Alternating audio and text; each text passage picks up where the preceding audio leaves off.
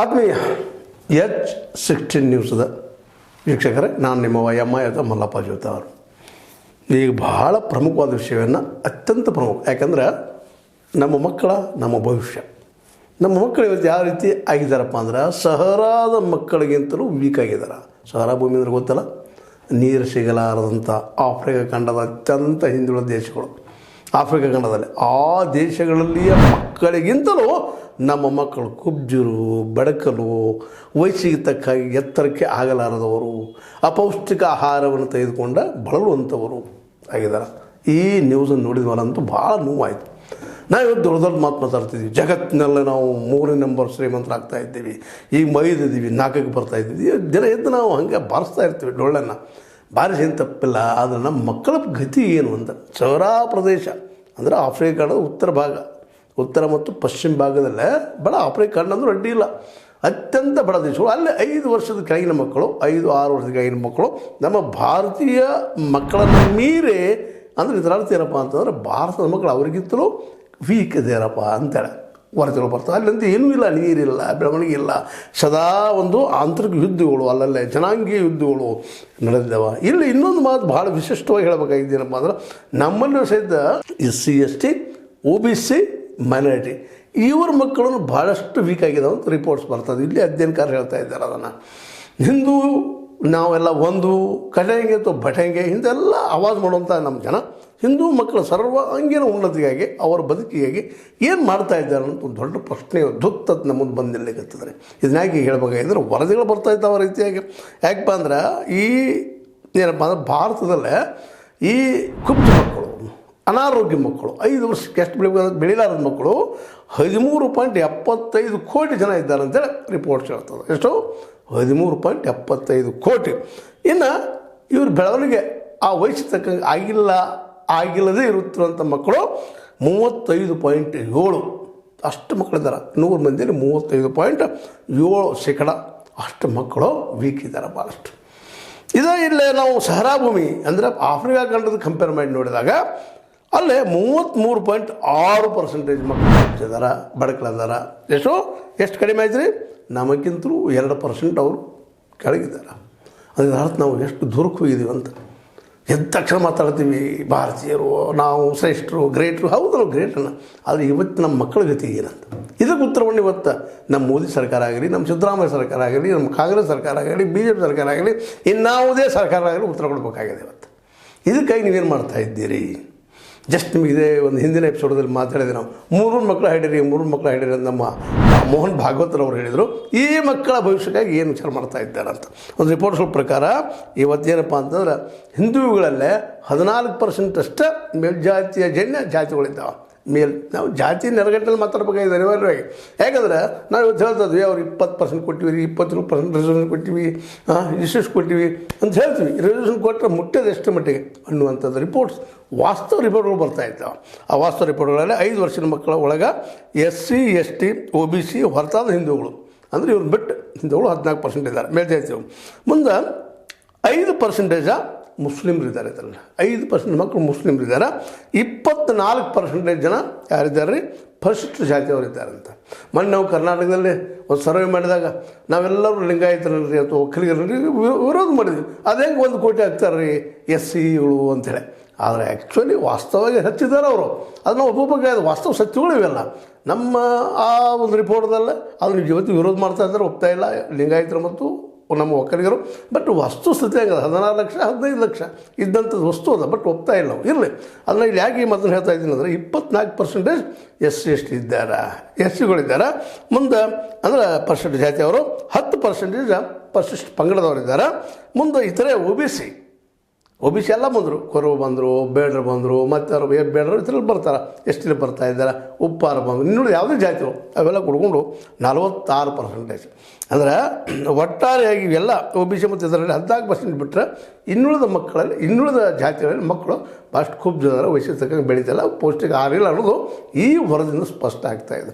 ಇದು ಈ ವರದಿಗೆ ಕಂಪೇರ್ ಆಗುವಂಗೆ ಸಹಜ ಒಂದು ಪ್ರಶ್ನೆ ಮಾಡಿದಾಗ ಈ ನಮ್ಮ ಕೇಂದ್ರದ ಮಿನಿಸ್ಟರ್ ಮಕ್ಕಳ ಮತ್ತು ಮಹಿಳಾ ಅಭಿವೃದ್ಧಿ ಮಿನಿಸ್ಟರ್ ಶ್ರೀಮತಿ ಅನ್ನಪೂರ್ಣಾ ದೇವಿಯವರು 2019 ಮತ್ತು 2020 2019 ಮತ್ತು 2021 ನಡೆದಂಥ ಆಗಿನ ಸಮಯದಲ್ಲಿ ನಮ್ಮ ಇದಕ್ಕೆ ಒಂದು ಏನು ಪಾರ್ಲಿಮೆಂಟ್ದಲ್ಲಿ ಉತ್ತರ ಕೊಟ್ಟಂಥದ್ದು ಏನಪ್ಪ ಅಂತಂದ್ರೆ ದೇಶದಲ್ಲಿ 5 ವರ್ಷಕ್ಕಿಂತ ಕಡಿಮೆ ವಯಸ್ಸಿನ ಕೆಳಗಿನ ಶೇಕಡ 35.5% ಮಕ್ಕಳ ಬೆಳವಣಿಗೆ ಕುಂಠಿತವಾಗಿದೆ.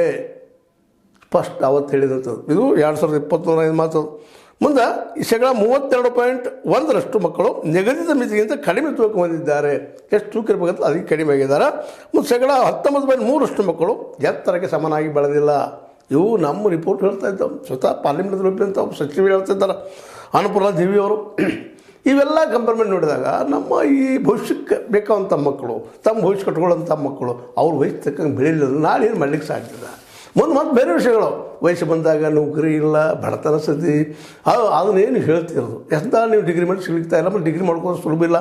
ದುಡ್ಡಿದ್ದವ್ರ ಮಕ್ಕಳು ಮಾತು ಕೇಳೋದು ವ್ಯವಸ್ಥೆ ಇಲ್ಲದ, ದುಡ್ಡಿದ್ದವ್ರ ಮಕ್ಕಳಿಗೆ ಏನು ಸಾಧ್ಯನೇ ಇಲ್ಲ. ಈ ಎಲ್ಲ ನೆಲೆಯಲ್ಲೇ ನಮ್ಮ ಇವತ್ತಿನ ಈ ವರದಿಗಳು ಏನು ಹೇಳ್ತಾ ಇದ್ದವಪ್ಪ ಅಂತಂದ್ರೆ ಮಕ್ಕಳ ಬೆಳವಣಿಗೆ ಕುಂಠಿತದಿಂದ ಆಗೈತಿ. ಕಾರಣ ಅಂದ್ರೆ ಅಪೌಷ್ಟಿಕ ಆಹಾರ. ತಂದೆ ತಾಯಿಗೆ ಉದ್ಯೋಗ ಇಲ್ಲ, ಅವ್ರು ದುಡ್ಡು ತಂದು ಯಾವ ತಂದೆ ತಾಯಿನ ತಮ್ಮ ಮಕ್ಕಳು ಬೆಳೆಸ್ಬಾರಂತಿಲ್ಲ ರೀ. ಎಲ್ಲರೂ ಅವ್ರ ಮಕ್ಕಳ ಪ್ರೀತಿನೇ ಇರ್ತಾರೆ, ಪ್ರೀತಿಯಿಂದ ಬೆಳೆಸ್ತಿರ್ತಾರೆ, ಏನೋ ಮಾಡ್ಬೇಕಂತಿರ್ತಾರೆ, ಏನೂ ಮಾಡಲಿಕ್ಕೆ ಆಗೋದಿಲ್ಲ. ಇಂಥ ಪ್ರಸಂಗ ಇಲ್ಲ, ಬದುಕಿದ್ರೆ ಸಾಕಪ್ಪ ಇವತ್ತಂತಾರೆ. ಹೀಗಾಗಿ ಅನೇಕ ಬಡ ಮಕ್ಕಳು ಭಿಕ್ಷಾಟನೆಗೋ ಮತ್ತದಕ್ಕೋ ಕಳ್ಳತನಕ್ಕೋ ನಾವು ನೋಡ್ತಾ ಇದ್ದೀವಿ ಆಗ್ತಾ ಇರೋದನ್ನು. ಇದು ನಮ್ಮ ಸಹರಾ ಭೂಮಿಗಳಿಗಿಂತಲೂ ಅತಿ ಹೆಚ್ಚದ ಅನ್ನುವಂಥದ್ದು ಮಾತ್ರ ಕಳವಳ ವ್ಯಕ್ತಪಡಿಸುವಂಥದ್ದು, ಕಳವಳ ಪಡುವಂಥದ್ದು. ವ್ಯಕ್ತಪಡಿಸ ಉಪಯೋಗ ಇಲ್ಲ, ಕಳವಳ ಪಡುವಂಥದ್ದು. ಇದಕ್ಕೆ ಪರಿಹಾರ ಏನು ಅಂತ ಹುಡುಕಬೇಕಾಗ್ಯದ.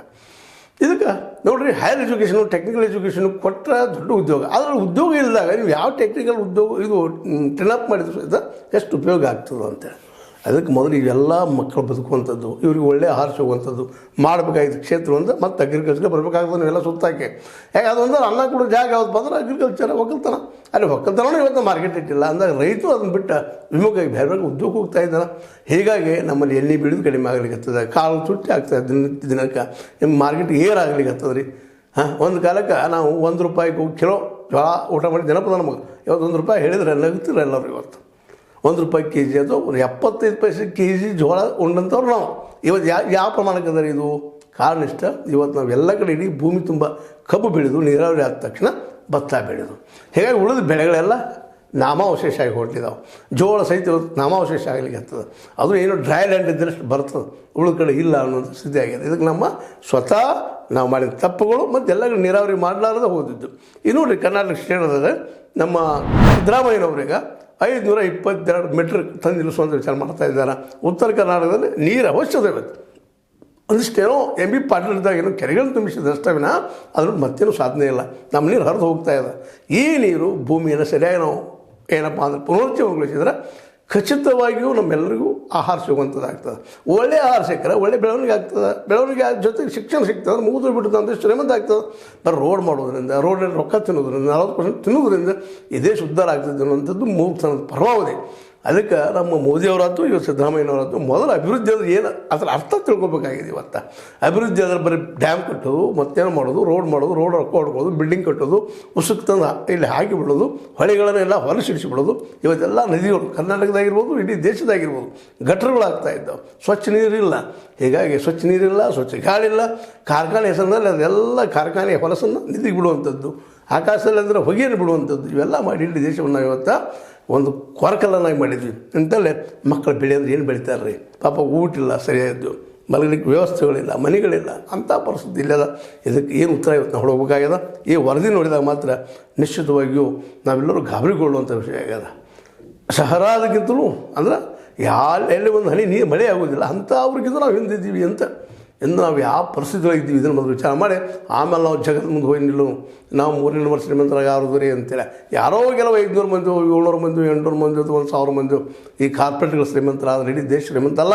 ಇಡೀ ದೇಶದ ಮಕ್ಕಳೆಲ್ಲ ಏನಪ್ಪ ಸಮೃದ್ಧಿಯಿಂದಿದ್ದಾರೆ, ನೆಮ್ಮದಿಯಿಂದಿದ್ದಾರೆ. ಪ್ರತಿ ತಂದೆ ತಾಯಿ ತಮ್ಮ ಮಕ್ಕಳಿಗೆ ಶಿಕ್ಷಣ ಕಲಿಸ್ತಾ ಇದ್ದಾರೆ, ಒಳ್ಳೆ ವ್ಯಕ್ತಿಗಳು ಮಾಡ್ತಾ ಇದ್ದಾರೆ ಅಂತ ಅಲ್ಲ. ಯಾರು ದುಡ್ಡದನೋ ಅವ್ರು ಮಾಡ್ತಾರೆ, ದುಡ್ಡಿಲ್ಲದಂಥವ್ರು ಒದ್ದಾಡೋ ಸ್ಥಿತಿ. ನಾವು ಇವತ್ತು ಆಫ್ರಿಕಾಕ್ಕಿಂತ ಹಿಂದುಳಿದಿದ್ದೀವಿ. ಈ ಜಾತಿ ವ್ಯವಸ್ಥೆಯಿಂದಾಗೆ, ಇಲ್ಲಿ ತಪ್ಪು ನೀತಿಯಿಂದಾಗಿ, ಆರ್ಥಿಕ ತಪ್ಪು ನಿರ್ಧಾರ ಮಾಡಿದ್ದರಿಂದಾಗಿ ಇವತ್ತು ನಾವು ಏನಪ್ಪ ಅಂದ್ರೆ ಒದ್ದಾಡೋ ಸ್ಥಿತಿ ಮಾಡ್ಕೊಂಡಿವಿ. ಅದಕ್ಕೆ ಮತ್ತು ನಾವು ಹೇಳ್ತಾ ಇರೋದು ಏನಪ್ಪ, ನಮ್ಮ ತರ ಮೂಲಕ ಏನಂದ್ರೆ ನೀವು ಅಗ್ರಿಕಲ್ಚರ್ ಕೊಡ್ರಿ, ಪ್ರತಿಯೊಂದು ಹಳ್ಳಿಗೆ ಗೋಡೌನ್ ಮಾಡಿರಿ, ನೀರಾವರಿ ಮಾಡಿರಿ, ಮತ್ತು ಅಲ್ಲಿ 4 ಹಳ್ಳಿಗೆ ಶಾಲೆಗಳನ್ನ ಮಾಡಿರಿ. ಅಂದ ಅಭಿವೃದ್ಧಿ ಆಗಲಿಕ್ಕೆ ಸಾಧ್ಯದ ವಿನ ಫ್ರೀ ಎಜುಕೇಷನು, ಫ್ರೀ ಹೆಲ್ತು ಮೊದಲು ಮಾಡಬೇಕಾದ ಕೆಲಸಗಳು ಅವಿಲ್ಲ ಅಂದರೆ ಇದನ್ನೆಲ್ಲ ನೋಡ್ತಾ ಇದ್ವಿ. 5 ವರ್ಷಕ್ಕೆ ಆಗಿನ ಮಕ್ಕಳು ಯಾವ ರೀತಿ ಇದ್ದಾರೆ ಅಂತೇಳಿ. ಇದು ಮುಂದುವರಿದ್ರೆ ಅದು ಮೇಲಿನ ಮಕ್ಕಳು ಪಾಪ ಪರಿಸ್ಥಿತಿ ಅಷ್ಟೇನಿಲ್ಲ. ಜಗದಲ್ಲಿ ನಾವು ಒಲಿಂಪಿಕ್ ಗೆಲ್ಲೋದಿಲ್ಲ ರೀ, ಭಾಳ ಗೆಲ್ಲೋದಿಲ್ಲ ರೀ ಅಂತ ಯಾಕಂದ್ರೆ ನಮ್ಮಲ್ಲಿ ಹೊಟ್ಟೆ ಕೂಡ ಇಲ್ಲ ಸರಿಯಾಗಿ ಪಾಪ ಆ ಮಕ್ಕಳು ಆಗಿಸಿ ಬೆಳಿಬೇಕಲ್ಲ ರೀ, ಸಾಧ್ಯ ಇಲ್ಲ. ಅದಕ್ಕಾಗಿ ಮೊದಲು ಆಹಾರದ ಒಂದು ಸಮೃದ್ಧಿ ಇವತ್ತು 47 ಏನಿತ್ತು ನಾವು ಸ್ವತಂತ್ರ ತೊಗೊಂಡಾಗ ಇವತ್ತು ಹಂಗಾದ ಪರಿಸ್ಥಿತಿ ಏನೂ ಬದಲಾಗಿಲ್ಲ. ಇವೆಲ್ಲ ರಿಪೋರ್ಟ್ ನೋಡು ಕಳವಳಕಾರಿ ಇದಾವೆ. ಇದಕ್ಕೆ ಮೋದಿ ಅಂತವರು ನಮ್ಮ ಸಿದ್ದರಾಮಯ್ಯ ಅಂತವ್ರು ಉತ್ತರ ಹುಡುಕ್ಬೇಕಾಗ್ಯದ, ಉತ್ತರ ಹುಡುಕಿ ಪರಿಹಾರ ಕೊಡ್ಬೇಕಾಗ್ಯದ. ಯಾಕೆಂದ್ರೆ ಅಧಿಕಾರ ನೋಡ್ಕೊಂಡಾರ ಟ್ಯಾಕ್ಸು ಸಾಕಷ್ಟು ಹೋಗ್ತಾರೆ ನಮ್ಮ ಕಡೆಯಿಂದ. ಕರ್ನಾಟಕ ಸ್ಟೇಟ್ದವರು ನಮ್ಮ ಸಿದ್ದರಾಮಯ್ಯನವರು 4 ಲಕ್ಷ ಕೋಟಿ ರೂಪಾಯಿ ವರ್ಷಕ್ಕೆ ನಮ್ಮ ಕಡೆ ಟ್ಯಾಕ್ಸ್ ತೊಗೊಂಡ್ರೆ, ನಮ್ಮ ಸೆಂಟ್ರಲ್ದ ನಮ್ಮ ಮೋದಿಯವರು 42ರಿಂದ 44 ಲಕ್ಷ ಕೋಟಿ ರೂಪಾಯಿ ಮೇಲೆ ಟ್ಯಾಕ್ಸ್ ತೊಗೋತಾರೆ. ಮತ್ತು ನಮಗೆ 2 ಕೆಲಸ ಮಾಡಿ ಕೊಡೋಕೆ ಏನು ದಾಡಿ ಇವರಿಗೆ ನಾವು ಕೇಳಬೇಕಾಗಿದೆ. ಇದು ನಿಮ್ಗೆ ಅನ್ನಿಸ್ತದೆ? ಲೈಕ್ ಮಾಡಿ, ಶೇರ್ ಮಾಡಿರಿ, ಕಾಮೆಂಟ್ ಮಾಡಿರಿ, ಜೊತೆಗೆ ಸಬ್ಸ್ಕ್ರೈಬ್ ಹೋಗ್ಬೇಡ ಅಂತ ಹೇಳ್ತಾ H16 ನ್ಯೂಸ್ ಇದು ಸತ್ಯದ ಕೈಗಳಲ್ಲಿ ವಂದನೆಗಳು.